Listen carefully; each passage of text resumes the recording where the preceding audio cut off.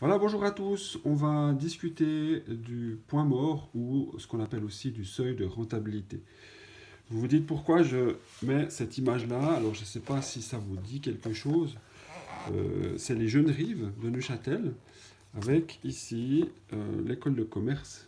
On voit un tout petit peu l'arc de cercle. Et ça représente l'Expo 02 qui avait lieu sur 4 arts et plages. Et ça, c'est l'art et plage de Neuchâtel. Pourquoi je vous en parle? Parce que le point mort, c'est quelque chose qui est très très utile dans les entreprises. Et quand je bossais à la grande maison Orange à l'époque, j'étais impliqué dans deux domaines. Le premier, c'est celui-là. Faut pas en rire, mais c'était quelque chose de très sérieux. Migros avait fait à Bienne une grande exposition, c'était ce cube. Et puis vous pouviez vous promener sur des caddies, clin d'œil à Migros évidemment, et puis vous vous promeniez dans l'espace. Ça c'était l'espace culturel en fait suisse. Ça c'était le premier projet. Puis le deuxième projet, il est là, c'est pour ça que je vais vous en parler. On voit ici un petit restaurant, enfin un grand restaurant qui était un restaurant Migros. Et puis on avait été contacté par l'Expo 02, déjà pour l'artère-plage de Bienne pour les aspects culturels, et puis ici pour avoir un restaurant sur l'Arte-Plage de Neuchâtel. La question qu'on s'était posée en direction de Migros, c'était de savoir est-ce qu'on se lance dans cette aventure de faire un restaurant ici. Est-ce que ça sera finalement une aventure qui est rentable? Eh bien, la seule façon de le faire, c'était de calculer le point mort de cette aventure.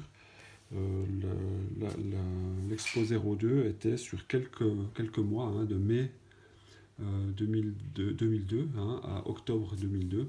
Sauf erreur, ça terminait autour du 20 octobre 2002.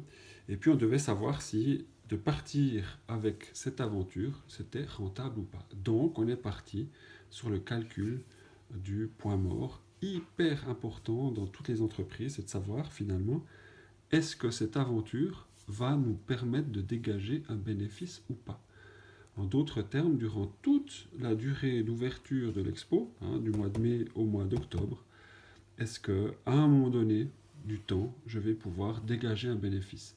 Si d'office on partait et puis on savait qu'on allait pas du tout dégager de bénéfices, est-ce qu'on allait quand même faire ce restaurant pour une question d'image, de marketing et autres? Ok, ça c'était une autre question, mais est-ce que durant toute l'ouverture de l'expo, on allait avoir un bénéfice? Alors on l'avait calculé.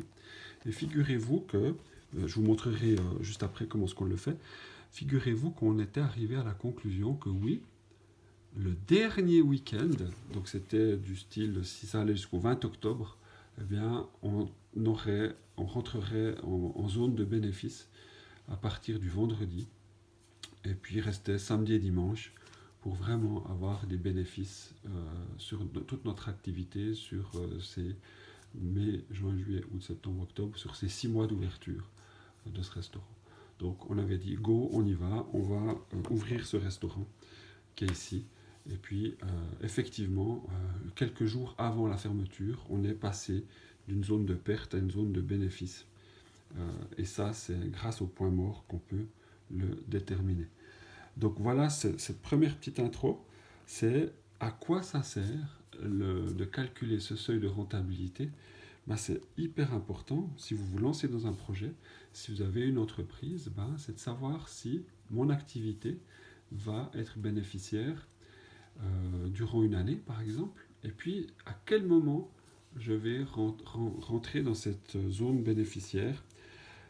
Et c'est l'exemple, j'en ai vécu plein évidemment dans le monde pratique que je vivais avant, mais ça c'est un exemple extrêmement concret. Et grâce à ce calcul, on s'est dit on se lance, et puis on avait ouvert ce restaurant ici sur l'Arte-Plage de Neuchâtel. Voilà en guise de première introduction sur le point mort ou seuil de rentabilité.